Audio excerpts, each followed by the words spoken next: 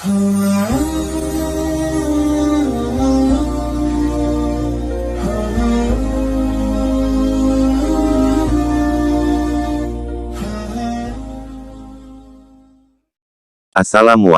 warahmatullahi wabarakatuh. Robbi shrahli sodri wa yassirli amri wahlul 'uqdatam min lisani yafqahu qawli. Amin. Sebagai orang Islam tentu tidak asing lagi dengan anugerah Allah Subhanahu wa Ta'ala untuk para walinya. Menurut akidah Sufi, wali Allah adalah sosok yang ditunjuk oleh Allah dengan berbagai keistimewaan berupa karomah yang dimiliki. Umat Islam perlu mengenal dan memuliakan mereka karena mereka adalah intisari ulama soleh terdahulu, pimpinan ulama terkini, dan pemuka para wali.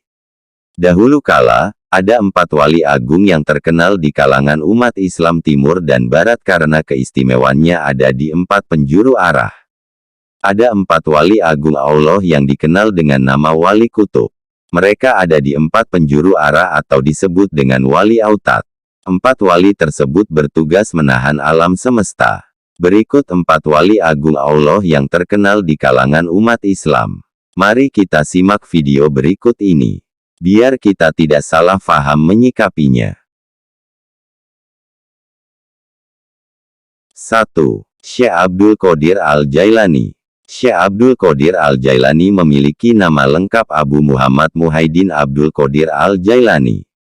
Ia adalah seorang ulama fikih yang sangat dihormati dan dianggap wali dalam dunia tarekat dan sufisme. Di antaranya karomahnya ialah bisa menghidupkan orang mati yang sudah meninggal ratusan tahun. Diriwayatkan dalam sebuah kitab, suatu ketika Syekh Abdul Qadir Al-Jailani bertemu dengan umat Islam yang sedang berdebat dengan umat Nasrani. Mereka saling memperdebatkan Nabi yang paling sempurna di antara Nabi Muhammad dan Nabi Isa. Syekh Abdul Qadir bertanya kepada orang Nasrani, apa yang menjadi dasar dan apa dalilnya Nabi Isa lebih sempurna dari Nabi lainnya. Lalu orang Nasrani menjawab Nabi Isa mempunyai keistimewaan yakni mampu menghidupkan kembali orang yang sudah mati. Selanjutnya Syekh Abdul Qadir membuat kesepakatan dengan orang Nasrani, jika ia mampu menghidupkan orang yang sudah mati maka bersedia untuk mengimani Islam. Orang Nasrani menyetujui permintaan Syekh Abdul Qadir untuk bersedia masuk agama Islam dan beriman kepada Nabi Muhammad. Mereka bersama-sama mencari kuburan tua yang berisi mayat berusia sekitar 500 tahun. Selanjutnya di depan kuburan, Syekh Abdul Qadir mengucapkan, "Kum biiznillah", yang artinya bangunlah kamu dengan izin Allah. Seketika itu, kuburan terbelah 2 dan mayat keluar dari kuburan sambil bernyanyi. Konon, semasa hidup mayat itu adalah seorang penyanyi. Menyaksikan peristiwa aneh tersebut, orang Nasrani tersebut tercengang dan memenuhi janjinya masuk agama Islam. 2. Syekh Ahmad Arifai. Syekh Ahmad Arifai adalah seorang ulama sufi berkebangsaan Irak abad ke-6 Hijriah, 12 Masehi. Ia lahir di desa Hasan, Kegubernuran Wasit, Irak, dan meninggal di desa Ubaidah, suatu tempat yang terletak antara Wasit dan Basra. Ia dibanggakan oleh sejumlah ulama terkemuka kala itu. Di antara karomahnya ialah mencium tangan Rasulullah Shallallahu Alaihi Wasallam pada tahun 555 Hijriah. Saat itu Syekh Ahmad Arifai berumur 43 tahun. Beliau berangkat ke Mekah untuk melaksanakan haji. Setelah di Mekah, beliau pergi ke Madinah untuk berziarah ke makam Nabi Muhammad. Sesampainya di Madinah, Syekh Ahmad bersama para jamaah menuju ke Masjid Nabawi. Para jamaah melihat langsung bahwa Nabi Muhammad menjawab salam dari Syekh Ahmad Arifai. Syekh Ahmad Arifai berkata, "Assalamualaikum wahai datuku."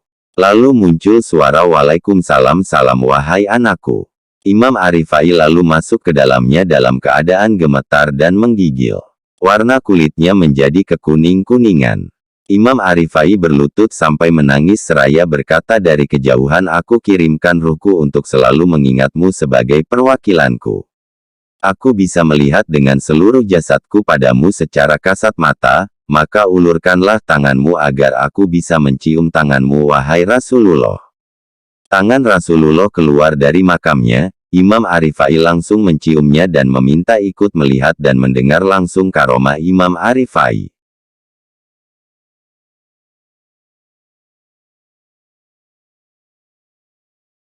Tiga. Syekh Ahmad Badawi. Syekh Ahmad Badawi merupakan seorang syekh yang sangat terkemuka di Jazirah Arab dan Timur Tengah. Beliau juga dikenal sebagai Al-Sayyid Al-Badawi oleh semua orang Muslim Sunni yang menghormatinya sebagai wali pada abad ke-13 di Maroko. Al-Sayyid Al-Badawi mempunyai nasab mulia sebagai salah satu tiang pilar dari 4 kelompok sufi.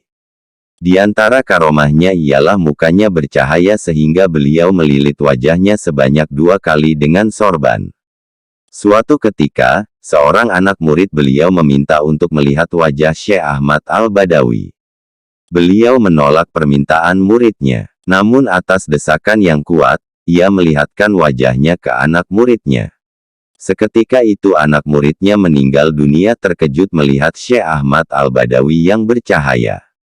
Semenjak peristiwa itu, beliau tidak pernah membuka lilitan sorbannya. Anak muridnya meninggal dalam keadaan mati syahid karena meninggal semasa menuntut ilmu. Selain itu, pernah suatu ketika Syekh Ibnu Laban mengumpat. Seketika itu hafalan Al-Quran menjadi hilang. Ia berusaha beristighosah dan meminta bantuan doa orang-orang terkemuka di zaman itu. Selanjutnya ia menghadap kepada Syekh Yakult Al-Arsi untuk meminta pertolongan. Keduanya bersama-sama berangkat menuju makam Al-Badawi dan berkata, "Wahai guru, hendaklah Tuan memberi maaf kepada orang ini." Dalam makamnya terdengar jawaban, "Ya sudah, tapi dengan syarat ia mau bertobat." Akhirnya Ibnu Laban bertaubat dan tidak lama kemudian kembalilah ilmu dan imannya. Syekh Ahmad Al-Badawi sudah meninggal 200 tahun silam namun tetap bisa memberi petunjuk bagi orang yang berziarah ke makamnya.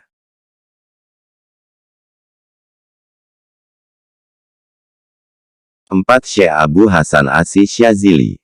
Syekh Abdul Hasan Asy-Syadzili dilahirkan di Maroko pada tahun 593 Hijriah.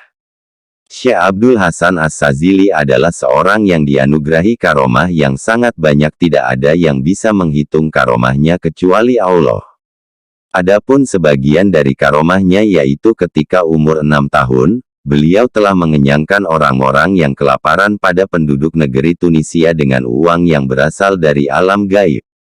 Beliau didatangi Nabi Khidir untuk menetapkan beliau menjadi seorang wali yang mempunyai kedudukan tinggi. Beliau bisa mengetahui batin isi hati manusia saat berusia 6 tahun.